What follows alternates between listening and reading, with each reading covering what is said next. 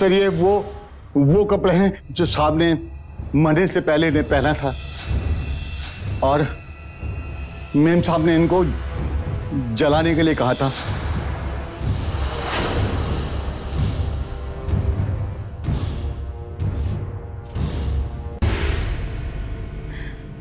हाँ,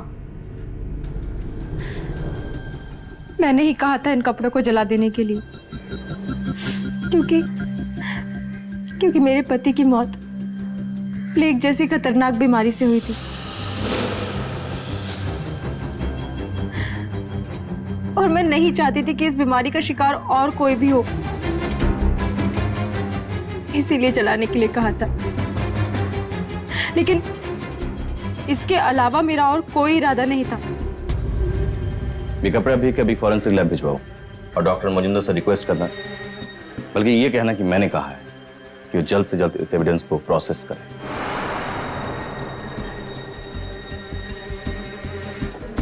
हम भी तो देखिए आखिर ये एविडेंस जलाया क्यों जा रहा था।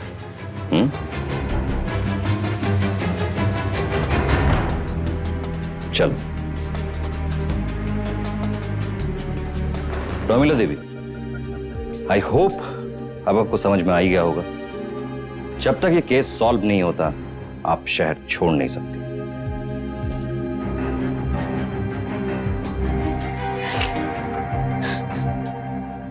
जब इंस्पेक्टर गांगुली ने प्रोमिला का सामना किया तो उन्हें उम्मीद थी कि कोई ना कोई बड़ा खुलासा जरूर होगा, लेकिन ऐसा कुछ नहीं हुआ। अब उनके पास बस एक आखिरी कड़ी बची थी, देवाशीष के कपड़े। यह केस दिन ब दिन और पेचीदा होता जा रहा था। केस अपने आप में इतना बड़ा नहीं था, लेकिन इस केस में जिस हथियार का इस्तेमाल किया गया उसने इसे रहस्यमय बना दिया था। इंस्पेक्टर गांगुली ने केस को सुलझाने के लिए दिन रात एक कर दिए, क्योंकि उन्हें डर था कि ये प्लेग के बैक्टीरिया अभी भी किसी के पास मौजूद है, जिससे एक बड़ी महामारी फैल सकती है और सैकड़ों बेगुनाहों की जान जा सकती है। सर, सीरम का मैच मिल गया सर। किस इंस्टीट्यूट से मैच किया? मुंबई सर, परेल। मुंबई परेल से? मुंबई से इस केस के किसी भी सस्पेक्ट का कोई कनेक्शन तो नहीं है? पहले कोलकाता, फिर दिल्ली, फिर हैदराबाद। चारू, ये तो नेशनल लेवल का केस बनता जा रहा है। सर, वहां से डेफिनेटली कोई क्लू मिलेगा सर, क्योंकि किसी भी रिसर्च इंस्टीट्यूट में हाई सिक्योरिटी होती है और आप वहां से ऐसे ही कोई भी रिसर्च मटेरियल बाहर नहीं ला सकते। आई एम श्योर सर कि कोई अंदर का बंदा है जिसने ये सीरम चुरा कर किलर तक पहुंचाया सर। हाँ, मैं मुंबई पुलिस से कांटेक्ट करता हूँ। सर, तब तक तुम फॉरेंसिक डिपार्टमेंट में फोन करो और पता करो कि शर्ट पर कोई ट्रेसेस मिले हैं या नहीं। Okay sir. अच्छा, एक काम करो सर, मजुमदार को फोन करो और कहो कि फोन में ही रिपोर्ट दे दे। राइट? ओके। गो। ओके सर, बस आप ये समझ लीजिए कि आपने अपना टेंशन हमें दे दिया। मैं अभी मुंबई रिसर्च इंस्टीट्यूट जाकर तहकीकात करता हूँ। जय हिंद। जय। चल। सर, मिस्टर मजुमदार से बात हो गई। शर्ट पर स्वेट डिपॉजिट, पाउडर रेसिड्यू और अल्कोहल के ट्रेसेस मिले सर। पोस्टमार्टम रिपोर्ट में तो लिखा हुआ था बॉडी में कोई अल्कोहल कंटेंट नहीं मिला है, फिर अल्कोहल कहां से आया? अच्छा चारू, ये वही शर्ट है ना जिसे पहन के देवाशीष जतिन को स्टेशन छोड़ने गया था? सर, कहीं उन्होंने वहां दारू तो नहीं पी थी? एक काम करो, जतिन को बुलाओ, तब तक मुंबई पुलिस रिसर्च इंस्टीट्यूट पहुंच रही होगी, कोई ना कोई खबर आ ही जाएगी। Okay sir. गो।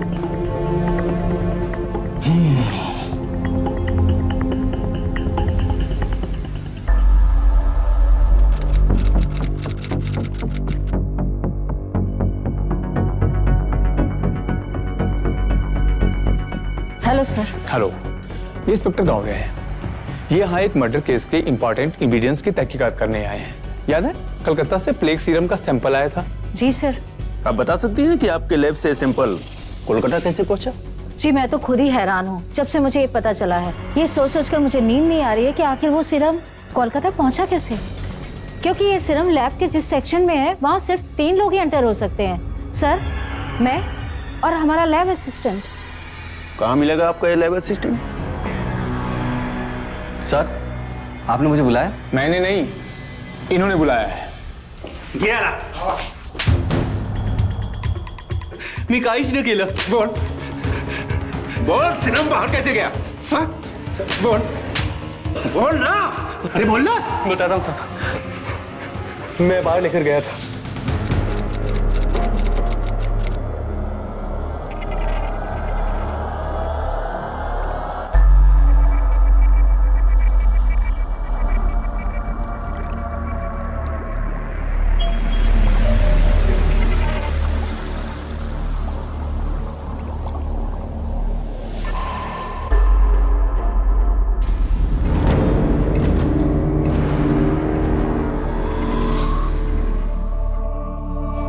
पैसे के लालच में 10,000 मिले थे. शर्म नहीं आती तुझे? तुझे पता है तूने क्या किया? चंद रुपयों के लिए तूने लाखों लोगों की जिंदगी को खतरे में डाल दिया है. तुझे पता है प्लेग के सीरम से महामारी फैल सकती है. ऐसा कुछ नहीं होगा सर, पक्का. मैंने बहुत ही जिम्मेदार इंसान को वो सीरम दिया है, डॉक्टर पुरुषोत्तम. उसे अपनी पर्सनल रिसर्च के लिए वो सीरम चाहिए था. फिर वो सीरम कलकत्ता मर्डर केस में कैसे मिला? बोल. मर्डर? अब ये बता कि वो तेरा उत्तम पुरुष पुरुषोत्तम कहाँ मिलेगा? हाँ बोल. बताता हूँ साहब, उसका एड्रेस और फोन नंबर दोनों है मेरे पास. पर सर वो मर्डर में मेरा कोई हाथ नहीं था. अरे वो निकालना हमारा काम है, तो सिर्फ नंबर और एड्रेस बोल. चलिए. जी सर. तुम्हारे दादा के शर्ट पे अल्कोहल ट्रेसेस मिले हैं, कैसे? सर दादा तो दारू नहीं पीते थे, मालूम है. अगर नहीं पीते थे फिर ये दारू के ट्रेसेस आए कहां से, ये बताओ. ये वही शर्ट है जिसे पहन के तुम्हारे दादा तुम्हें बस डिपो छोड़ने गए थे? मुझे नहीं पता सर, हम तो सीधा घर से बस डिपो की तरफ आए. एक मिनट सर, दादा ने दारू नहीं पी थी, लेकिन जिसके साथ हमारी लड़ाई हुई थी शायद उसने दारू पिया. लड़ाई? जी सर, हमेशा की तरह दादा मुझे बस डिपो छोड़ने आए थे. देख जतिन, मेरा सुलोचना से कोई बैर नहीं. अरे मैं खुद चाहता हूं कि उसका हिस्सा उसे दे दूं. हाँ दादा दे दो, किटपिट तो खत्म हो जाएगी. और चाहिए तो मेरा हिस्सा भी दे दो. देख तू फिक्र मत कर, मैं कुछ करता हूं.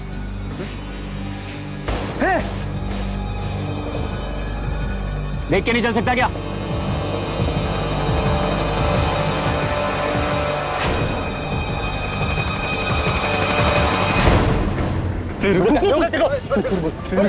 चल निकल इधर से. छोड़ो मुझे. चल. शायद इसीलिए वो अल्कोहल के ट्रेसेस आए हो सकता है. शायद उसने तुम्हारे भाई को इंजेक्शन भी मार दिया हो. क्यों चल? सर.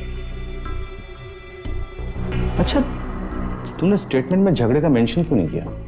सर वो मामूली सा झगड़ा था, मुझे क्या पता इसका इस केस से लिंक निकल आएगा. शायद उन्होंने तो मेरे दादा को. पता लग जाएगा, सब पता लग जाएगा. आजकल हर पब्लिक ट्रांसपोर्ट पे सीसीटीवी कैमरा लगा हुआ होता है. जो भी हुआ होगा सब कुछ पता लग जाएगा. तुम अभी जाओ, लगा तो फिर बुलाओ. ठीक?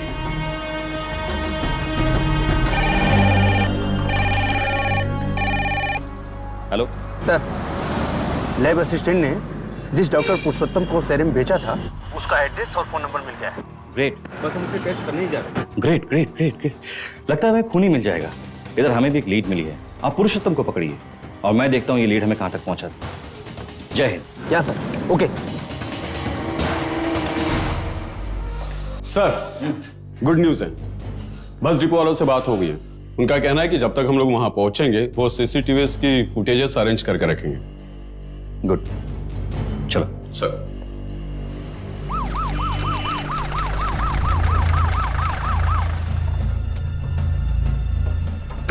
सर, ये वही जगह है जहां बस डिपो वालों ने सीसीटीवी की फुटेजेस स्टोर करके रखी है.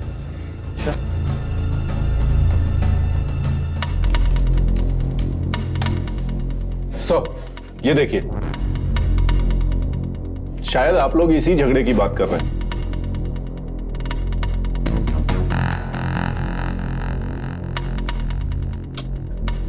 ये ट्रांसपोर्ट वाले भी ना इतने आउटडेटेड कैमरा क्यों यूज करते हैं? आजकल इससे साफ पिक्चर्स तो मोबाइल से आते हैं. एक मिनट.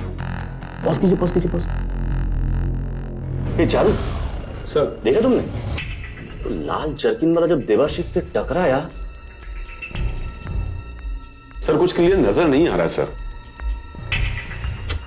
जूम कीजिए और कीजिए और कीजिए।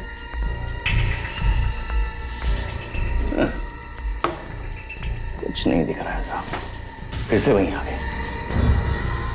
नहीं सर, एक मिनट, मुझे ऐसा नहीं लगता सर। ये जो है ना लाल जर्किन वाला सर, इसको मैंने पहले कहीं देखा है सर। कहां? याद आया सर, मेरी पिछली पोस्टिंग बसंती पुलिस स्टेशन में थी सर, और ये कई छोटे मोटे लफड़ों में अंदर जा चुका है सर। तुम पूरे विश्वास के साथ कह सकते हो? आई एम 100% श्योर सर, ये वही है। इन टपोरियों का कुछ ना कुछ ट्रेडमार्क होता है सर, मैं पक्के यकीन के साथ कह सकता हूं सर, ये वही है। गुड, ढूंढो उसे, तब तक मुंबई से कोई ना कोई सुराग मिल ही जाएगा। चलो सर।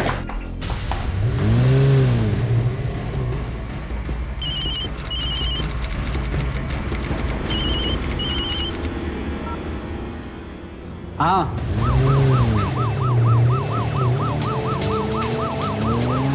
जल्दी से निकलो, मुंबई पुलिस को तुम्हारे बारे में पता चल चुका है। क्या?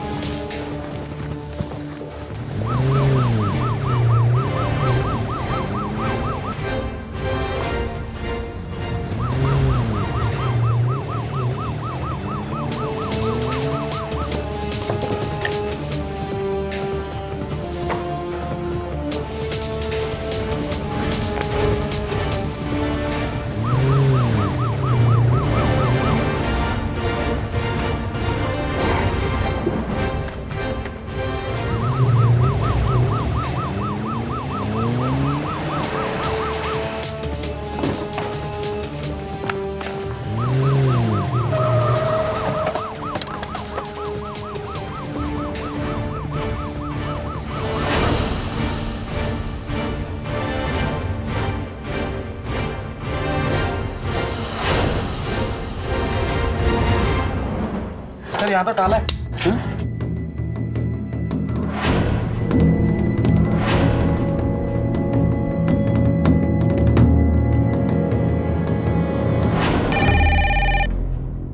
Hello, Ganguly here. मी गावड़े बोलतो। हाँ गौड़े साहब बोलिए। सर डॉक्टर तो भाग गया, व्हाट? पर पड़ोसियों ने बताया कि कुछ देर पहले ही निकला है। ये कुछ ज्यादा ही कोइंसिडेंस नहीं लग रहा है? आपने उसके मोबाइल नंबर पर कॉल किया? सर स्विच ऑफ बता रहा था। गौड़े साहब एक काम कीजिए, मोबाइल कंपनी से उसकी कॉल लिस्ट ट्रेस कीजिए, अपने आप पता लग जाएगा कि आपके आने की खबर उसे किसने दी। ओके सर, मैं भी ट्राई करता हूँ। ओके। आने की खबर उसे किसने दी होगी?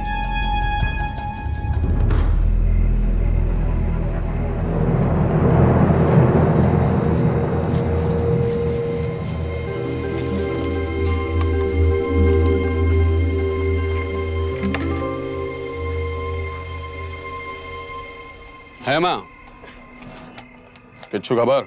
वो रेड जर्किन वाला पपई है सर, बसंती का टपोरी है, आज आया था यहाँ पर। मैंने उसे बात करते हुए सुना कि सोना काछी में दारू के अड्डे पर वो अपने किसी पुराने क्लाइंट से मिलने वाला है।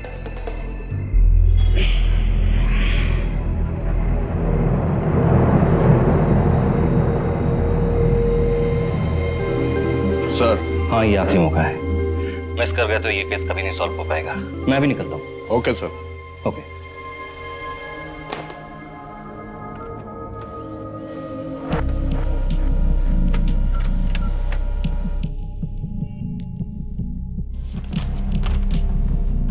पुरुषोत्तम का फोन रिकॉर्ड, उसके भागने से ठीक पहले किसी ने उसे कॉल किया था।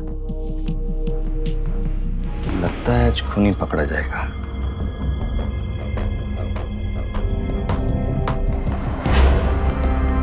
यही है सर।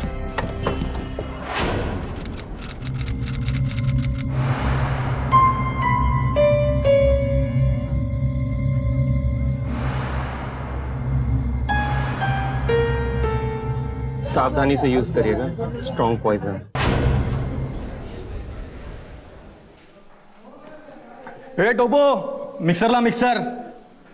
मालूम नहीं है क्या, खाली पेट दारू पीने से लिवर खराब हो जाता है। Very good.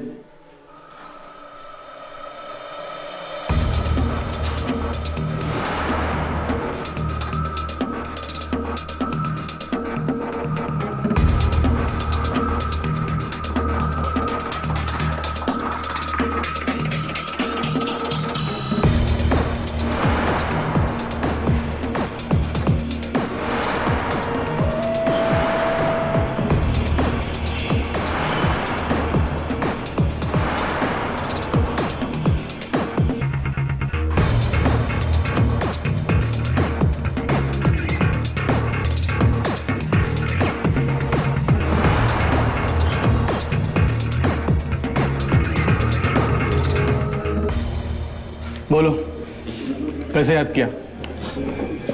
पहले कुछ पिला तो दे यार।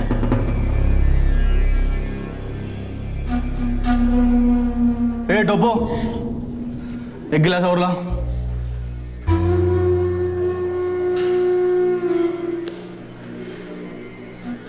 बोलो क्या काम है? हाँ, सिगरेट मिलेगी? सिगरेट तो नहीं है बॉस, माचिस है मेरे पास। तो बैठ में लेकर आता हूँ। सुनो, पूरा पैकेट लेके आना।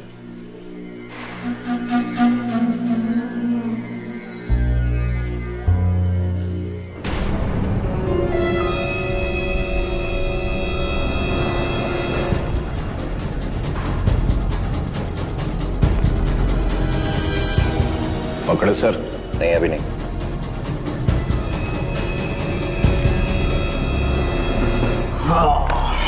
Thank you. Cheers. रुको।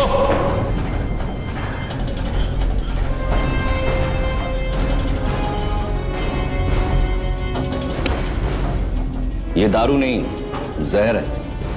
जहर?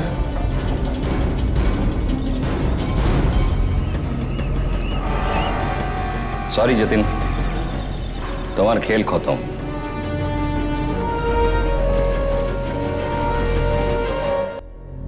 सर, पिक्चर हॉलीवुड पिक्चर में मैंने देखा था। मुझे लगा किसी को पता नहीं चलेगा, लेकिन जब डॉक्टर बैनर्जी को प्लेग का शक हुआ तो मुझे ये सारे सिम्टम्स प्लेग के लग रहे हैं। मैं डर गया था।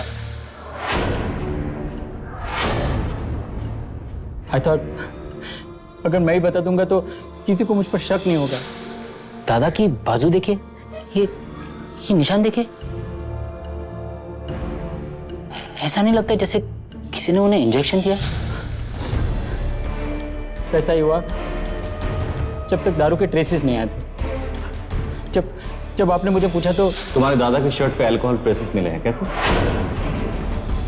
मुझे ऐसा लगा कि आज नहीं तो कल आपको पता चलना ही है, तो मैं ही बता देता हूँ। दादा ने दारू नहीं पी थी, लेकिन जिसके साथ हमारी लड़ाई हुई थी शायद उसने दारू पिया।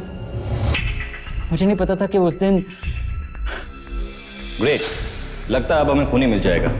इधर हमें भी एक लीड मिली, अब पुरुषोत्तम को पकड़िए और मैं देखता हूं ये लीड हमें कहां तक पहुंचाती है। जय हिंद। पुरुषोत्तम को भी मैंने ही फोन किया था।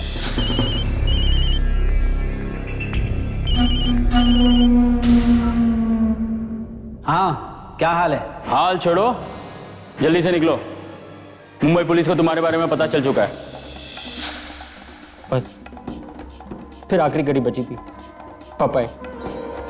मुझे पता चल गया था कि सीसीटीवी फुटेज को देखकर आप लोग उस तक पहुंच जाओगे।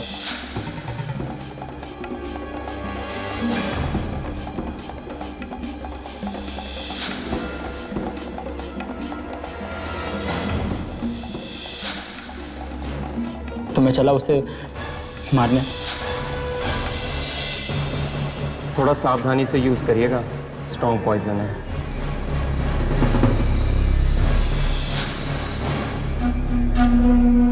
पर जतिन, जायदाद इतनी भी तो नहीं थी, फिर तूने अपने दादा का खून क्यों किया? एमबीए होने की वजह से मुझे कुछ पता था जो घर में किसी और को नहीं पता था। बहुत सालों पहले पापा ने ब्लू चिप कंपनी के शेयर्स खरीदे हुए थे। वो कंपनी आज सॉफ्टवेयर इंडस्ट्री की बिगेस्ट चिप मेकिंग कंपनी हो गई है और उस शेयर्स की वैल्यू आज करोड़ों में है।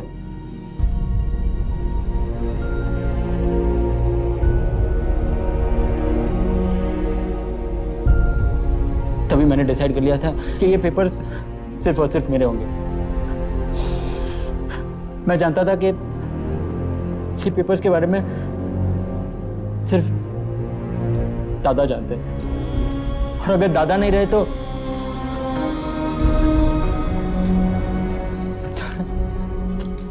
तो सब मेरा हो जाएगा। इसलिए मुझे वो प्रॉपर्टी में भी इंटरेस्ट नहीं था। डॉक्टर पुरुषोत्तम आज भी फरार है। जतिन को अपने गुनाह के लिए आईपीसी के तहत उम्र कैद की सजा सुनाई गई। लेकिन अफसोस की बात यह है कि लालच में आकर एक भाई अपने ही भाई की हत्या कर डालता है। और यह बात सुनकर आज हमें हैरत नहीं होती। आज जमीन जायदाद को लेकर न जाने कितने ही घरों में कितने ही झगड़े चल रहे हैं। ऐसे में हम आपको यही सलाह दे सकते हैं कि सावधान इंडिया।